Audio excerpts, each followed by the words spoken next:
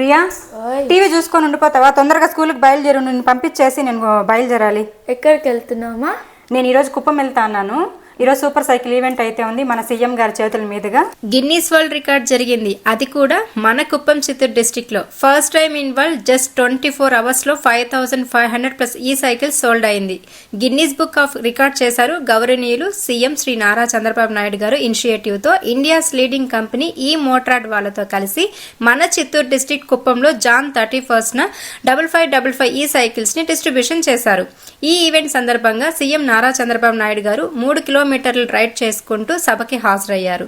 ఈ సైకిల్ వల్ల చాలా హెల్త్ బెనిఫిట్స్, పొల్యూషన్ ని కంట్రోల్ చేయొచ్చు, అలానే ఎకో ఫ్రెండ్లీగా ఉండొచ్చు అని సీఎం సార్ తెలిపారు.